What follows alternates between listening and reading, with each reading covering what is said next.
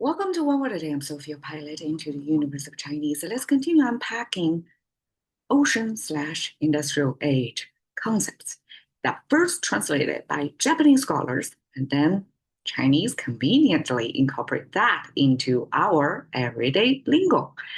And I didn't ever thought much about that until now. And it's almost like after 100 years, more than 100 years later, because this is the Meiji times era when the Japanese, as the first East Asian countries, embrace Western culture. Uh, they learned a lot, and they are the first translators of such Western concepts. And first time, I kind of reflect on their uh, generation, their recreation almost of such concepts. Today, we're talking about 政党. We have talked about politics, 政治, government, 政府, and now the third, 政 related, 政党, political party. And it's almost like one-on-one translation. You don't have to explain further because yes, Chinese do have 党, this pretty contemporary concept when the party ever existed in a Western form. But Chinese, ancient times, even if there was no political party possible, but there's something similar to that. And then Japanese scholars kind of see the similarity and incorporate that, even if the original probably connotations was not as the connotation today. When we talk about political party today, it's just one of the political forces have like a voice and trying to compete to get people's vote for them. They're not necessarily viewed as any negative. It's just a political force, so to speak. Versus in ancient Chinese, this dang, this party. Imagine, okay, this is centralized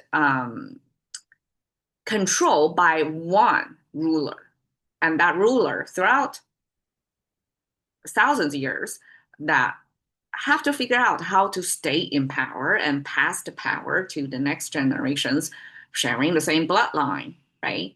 And all that struggle, all that complexity facing this one family, one rule, and also within the family fight, right? Uh, that they have to be able to stay in power without any political party trying to turn over them, right? And this party in the ancient times, even if it was not like a today's political party kind of thing, kind of like they have a distinctive voice, or even worse, they have a party leader to, have a second opinion, second guess of the emperor's voice. There's no way. There was no other voice. All the political forces were centralized, and if you have a different voice, you debate on the emperor's office. I guess in comparison, ancient emperors had a huge, not oval office, but the equivalent of that, a huge space for different political forces or voices or regional forces, most likely. And of course, there will be alliances among them, some kind of intricate network of power come together, debate it out, and make a decision. But if you have a separate idea that you simply not happy with the emperor, and they are going to form a certain political force, that dang in ancient times was definitely cast as a negative tone, simply because the language is in service of the ruler. So however ruler want to use the language to cast things in a certain way, we are using that language and we are framed into that thinking, right? So dang, ancient time, you see simplified, traditional, a lot more complicated. If we look at 2,000 years ago's dictionary, that got a lot of things to look at. Okay, let me try to unpack. And because of the time constraint, you can view what political, the left and right, is mind control, body control, basically, right? I'm going to spend more time on the party concept. So the party concept is made of two big parts. This top portion, okay, this arch, like this. So it's almost like a needle pointing upward, right? With a force facing upward. And then have this separation there. So I haven't seen a convincing theory of what this shape is about. My best guess, kind of reverse engineering, given what we know about this together. So this is sha.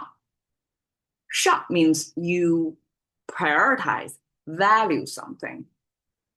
And to me, I can almost read it as, okay, this is a mouse symbol. The mouse is talking about something. And then this space, right, under this arch is the space that's talking upwards, that you feel your voice under the space and it's pointing upward. So you're kind of valuing something. You hold something valuable to you.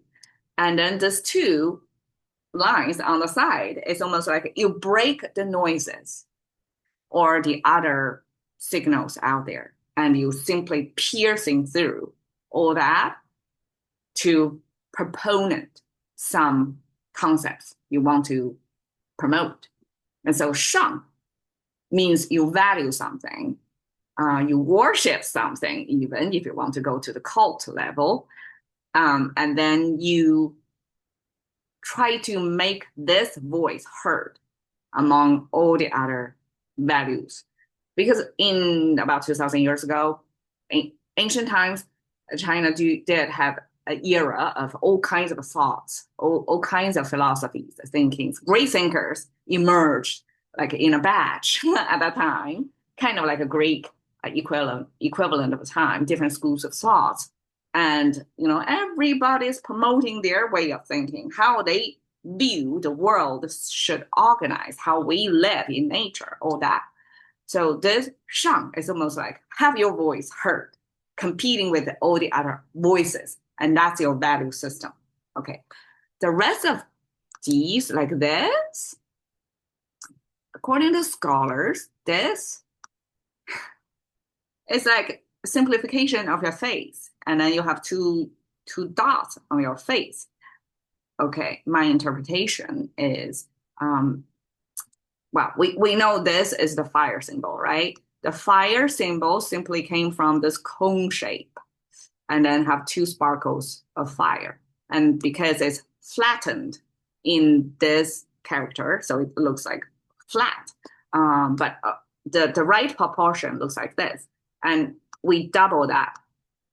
We double this means lots of fire on top of fire. And then we have this human dark face thing. Okay, this human dark face was said to be the ancient corporal punishment, almost. Kind of equivalent to Chinese scarlet letter. So instead of brand some letter that's shameful on woman's body, right? It's kind of witch hunting back then. Ancient Chinese brandish, I guess, tattoo somebody's face to kind of permanently mark that person committed certain crime and deserve to be marked out. So it's almost like today's sex offenders got to be registered, right? And you have to check online to find out where they are. Ancient China, no, you brand it on your face. For the rest of your life, people see your face, they know you're on registry as whatever crime. So, I mean, that's kind of lifetime shaming kind of punishment, right? That's a pretty severe punishment. It ruined your credibility, reputation as a person, as a social person, permanently by branding, by tattooing your face something. Okay, and this tattooing thing, that kind of color came from I guess, the charcoals burning from the fire, kind of equivalent to the color. So eventually, this whole thing, this face branding, face tattooing, with the color from the charcoal, become our marking of color black. So color black, now you see color black plus this value or worshiping, even if we just piece it together as dial it up to be worshiping black. That's the ancient cast of what party is from the ruler's point of view. Because for a ruler, whoever are going to have a second thought or second idea about how the world should be operated, they are worshiping the dark. They are the evil. They are some forces that shouldn't ever exist.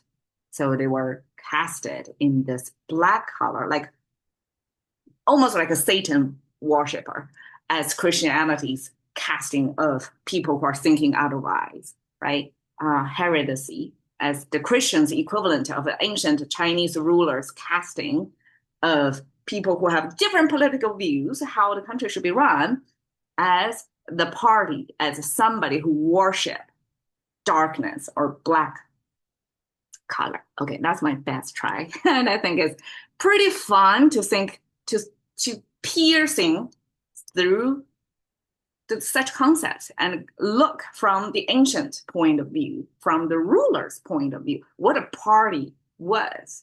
And now in today's concept, in today's world, that we have political party that serves a different function. I mean, they serve similar function as have their distinctive viewpoints and how the country should be run, right? But they are no longer cast in a negative view. Well, I'm not sure, actually. Today's world is hard to say. Everybody have their political ideas, but political party, at least, recognized as the way things should be done, right? Each country have at least two viewpoints, and then they compete. So political party lost that negative connotation from the ancient ruler's point of view, and it becomes more neutral, and that's 正道. Thank you for your time. See you another day.